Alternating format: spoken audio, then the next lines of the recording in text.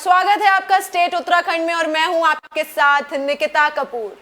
18 जुलाई को आई प्राकृतिक आपदा से निजी एवं सार्वजनिक परम संपत्तियां क्षतिग्रस्त हुई थी, जिसमें अधिकांश पेयजल लाइनें भी ध्वस्त हुई थी। आपदा प्रभावित गांव में पेयजल लाइनों को ठोस व स्थायी बनाए जाने को लेकर जिलाधिकारी श्री मयूर दीक्षित ने उच्च स्तरीय अधिकारियों की टीम उत्तरकाशी भेजने का अनुरोध किया था।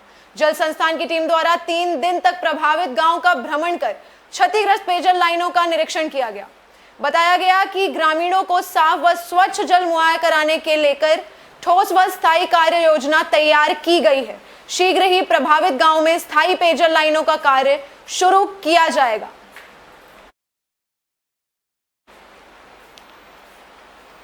सरकार चाहे बेटी बचाओ बेटी पढ़ाओ के कितने ही दावे कर ले, मगर बेटियां सुरक्षित नहीं है। मानवता को शर्मसार करने का फिर एक मामला उधम सिंह नगर के जसपुर में सामने आया है, जहां 6 वर्ष की मासूम के साथ बहला फुसलाकर पड़ोस के ही एक व्यक्ति ने दुष्कर्म की घटना को अंजाम दिया। आपको बता दें कि जिले भर में लगातार दुष्कर्म की घटनाओं का ग्राफ बढ़ता जा रहा है। वहीं जसपुर कोतवाल जगदीश देवपुआ ने बताया कि एक महिला और उसके पति द्वारा तहरीर दी गई थी, जिसमें बताया है कि बच्ची घर में अकेली थी और पड़ोसी आरोपी बच्ची को छत पर ले गया और घटना को अंजाम दिया, जिसमें कार्रवाई करते हुए जसपुर पुलिस ने आरोपी को जेल भेज दिया है।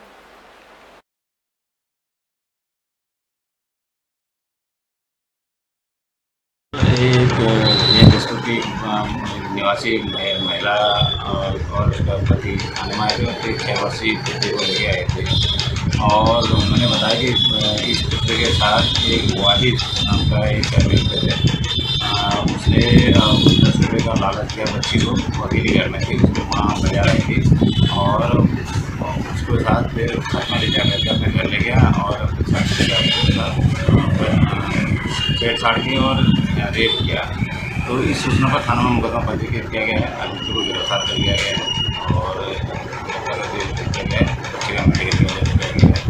और आगे कार्रवाई।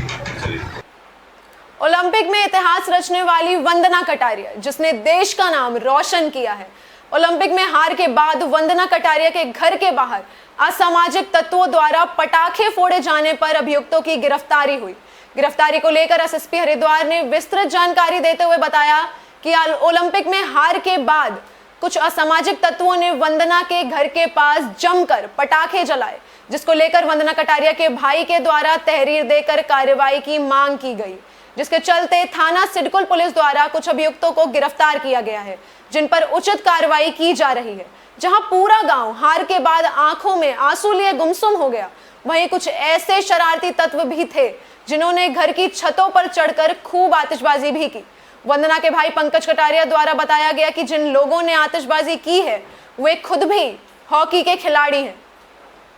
ये जो है कल रात को जो है हमारे पास थाने में सूचना मिली थी, लिखित तहरीर को उनका वंदना कटारिया का भाई ने तहरीर दिया है कि इंडियन वुमेन टीम जो ओलंपिक्स में हारने के बाद जो है इनका पड़ोस द्वारा जो है आतिशबाजी चलाना एवं शादी जैसे शब्दों का प्रयोग करने का आरोप लगाते हुए एक तहरीर दिया है।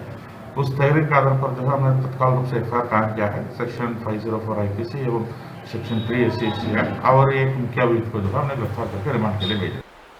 केंद्र सरकार की आशीर्वाद यात्रा उत्तराखंड में 18 अगस्त से शुरू हो जाएगी। यह आशीर्वाद यात्रा उत्तराखंड के नारसन बॉर्डर से शुरू होकर हरिद्वार पहुंचेगी। देहरादून पहुंचने के बाद पूरे प्रदेश में यात्रा जारी रहेगी। आने वाले 2022 के विधानसभा चुनाव से पहले इस आशीर्वाद यात्रा को काफी महत्वपूर्ण माना जा रहा है। यह यात्रा भाजपा कार्यकर्ताओं की नब्ज टटोलने और जनता का समर्थन जानने का काम करेगी। इस आशीर्वाद यात्रा में केंद्र सरकार से लेकर प्रदेश भाजपा संगठन के लोग पूरी जी जान से जुटेंगे। सभी पार्टी विधायकों को अपने अपने क्षेत्र की जिम्मेदारी दी गई है। भाजपा मंडल अध्यक्षों के साथ साथ अन्य कार्यकर्ताओं को बॉर्डर पर तैयार करने की जिम्मेदारी सौंपी गई है। जो अपने माननीय केंद्रीय मंत्रीगण हैं उनको आशीर्वाद जनता के देने के लिए आशीर्वाद जन यात्रा का शुभारंभ 18, 19, 20 में किया जा रहा है, क्योंकि माननीय श्री अजय भट्ट जी जो केंद्रीय मंत्री बने हैं उनके उत्तराखंड के वही मंत्री हैं, उनके परिप्रेक्ष्य में यात्रा रखी गई है। इस यात्रा के क्रम में सबसे पहले रामपुर घिराव के ऊपर आदरणीय अजय जी और सभी वरिष्ठ कार्यकर्ताओं के साथ में श्रद्धांजलि करेंगे। उनके साथ में आदरणीय श्री भूषण गौतम जी जो राष्ट्रीय महामंत्री एवं सांसद राज्यसभा है, वो प्रभारी भी हैं उत्तराखंड के, वो भी रहने वाले आशीर्वाद अभिनंदन यात्रा की रूपरेखा बनाने के आज जहाँ पार्टी के सभी कार्यकर्ता उपस्थित हुए, जिसमें हमारे प्रदेश के उपाध्यक्ष और कहते हैं हमारे बीच में।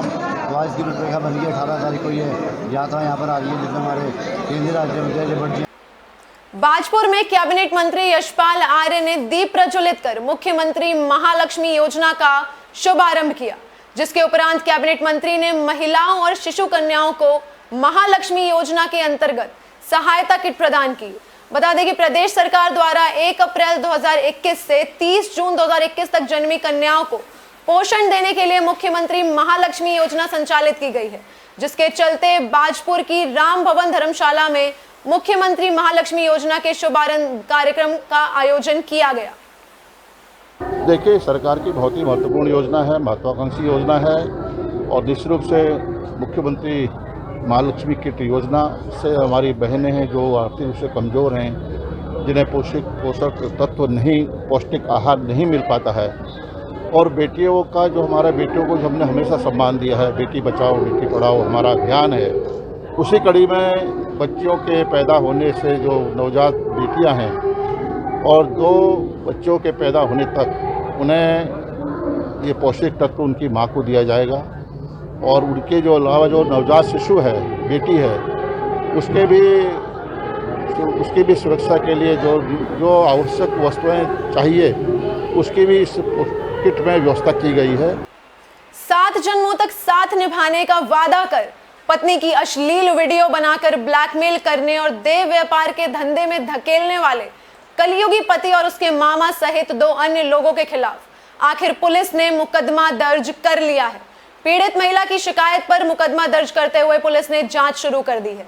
कलयुगी पति से सताई हुई पीड़ित महिला का आरोप था कि उसके पति ने अपने मामा के साथ मिलकर उसके साथ नैतिकता की हदें पार कर दी थी, जिसका कई बार पीड़ित महिला द्वारा विरोध भी किया गया, लेकिन पति द्वारा लगातार ही महिला की अश्लील क्लिपिंग वायरल करने की धमकी देकर अनैतिक कार्य किए जाते रहे। लंबे समय तक पति की प्रताड़ना सहने के बाद आखिर पीड़िता ने पुलिस की शरण ली और पति सहित 3 अन्य के विरुद्ध शिकायत दर्ज कराई। लंबे समय से पीड़ित महिला पुलिस से न्याय की गुहार लगाती रही। वहीं महिला की शिकायत पर आखिर पुलिस ने पति के खिलाफ गंभीर धाराओं में मुकदमा दर्ज कर लिया है। ये मेरा शारीरिक रूप से मानसिक शोषण करते थे, शारीरिक शोषण करते थे, मुझे देह व्यापार में धकेलते थे और अपने दोस्तों के साथ मुझे आए दिन सुलाते थे, और ना करने पे ये मेरे संग मारा पीटी करते थे, जान से मारने की धमकी देते थे मेरे और मेरे बच्चे को, और झूठे मुकदमे में फंसाते हैं ये लोग। इसलिए मैंने तंग आकर पुलिस को फिर तहरीर दी। पीड़िता कल हमसे मिली थी, हमें अपनी उन्होंने पूरी स्टोरी बताई कि मेरे साथ क्या क्या घटनाएं हुई। मैंने FIR तैयार कराई। तैयार करने के बाद उस महिला क्या कहते हैं थाने में प्रेषित कराया। थाने में मुकदमा पंजीकृत हो चुका है इसमें कल नाइट में, और उसमें मुझे मुकदमा दर्ज हो चुका है। उत्तराखंड पुलिस बहुत अच्छा काम कर रही है। मुझे उनसे खुद अपेक्षा है कि जल्द ही अब तक गिरफ्तारी करें, मेरी यही उनसे डिमांड है। कल दिनांक 3 अगस्त को एक पीड़िता द्वारा एक तहरीर दी गई, जिसमें उसने शारीरिक शोषण और अन्य मारपीट और ब्लैकमेलिंग के आरोप लगाते हुए अभियुक्तों पे के खिलाफ तहरीर दी गई है। पुलिस ने इसमें सुसंगत धाराओं में अभियुक्तों के खिलाफ मुकदमा दर्ज किया गया है और आगे की कार्रवाई इन्वेस्टिगेशन के बाद की जाएगी। आरोपी एक दूसरे के रिश्तेदार भी है और वो इन्वेस्टिगेशन के पश्चात ही एक्चुअल गिरफ्तारी और अन्य कार्रवाई इन्वेस्टिगेशन। ऐसी तमाम बड़ी खबरों के लिए बने रहिए हमारे साथ। नमस्कार।